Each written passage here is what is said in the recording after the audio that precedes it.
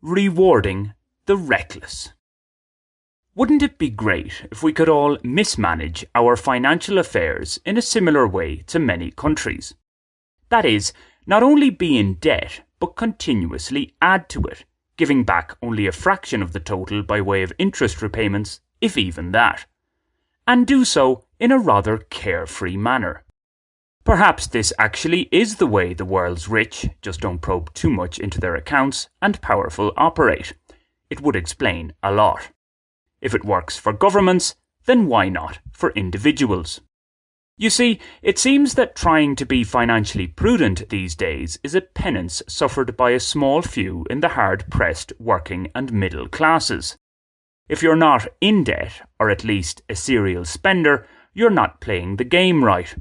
Or you're not playing the game at all, stupid. With speculate to accumulate in mind, I do realise that people deliberately overstretch themselves with the goal of seeing their investments come good, and then some, at a future date. Thus, being in debt for a time might be both unavoidable and smart.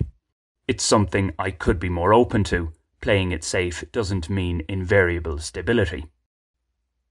In the past, lent monies were usually for the purchase of assets, investment in a business, educational enhancement, or such like.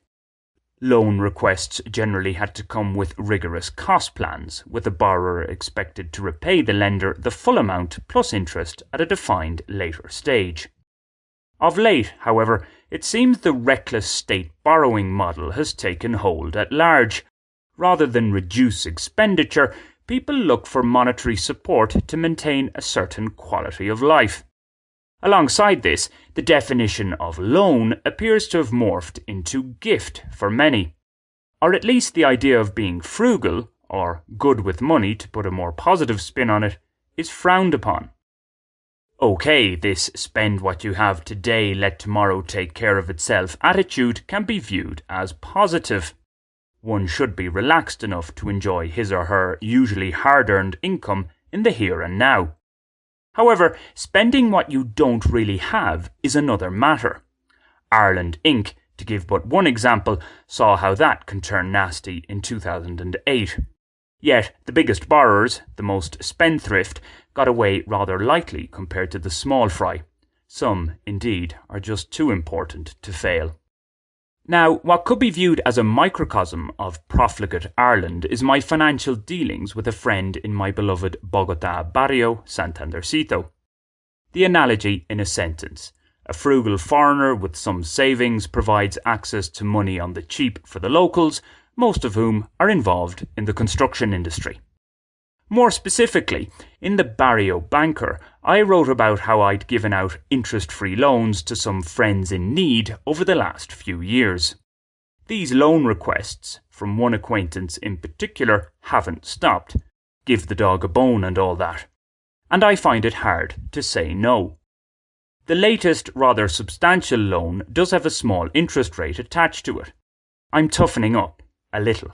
Although compared to the current interest rates for Colombia's CDT savings accounts, I'm losing out. That being so, the repayment date has now passed and my friend, so he says, doesn't have the funds. Based on previous form, I trust the man. I have no other choice. If the friendship is ruptured, I have no real legal recourse to get what's owed me. What especially bugs me, particularly as somebody who by both nature and nurture is careful with money, is seeing this man be anything but that. It's not like I've got endless revenue supplies. This is the hard-pressed asking the slightly less hard-pressed.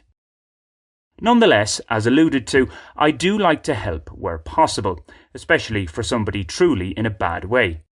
In this case, however, the behaviour of the borrower immediately after he got the loan suggested it wasn't a life or death situation, unless beering the Barrio is critical to his survival.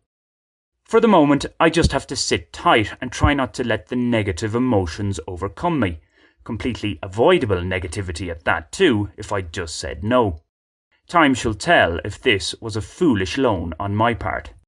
Yet, perhaps my biggest act of foolery has been my attempts to put money aside for the future. Just spend, Brendan. Somebody else will pick up the tab. Quite.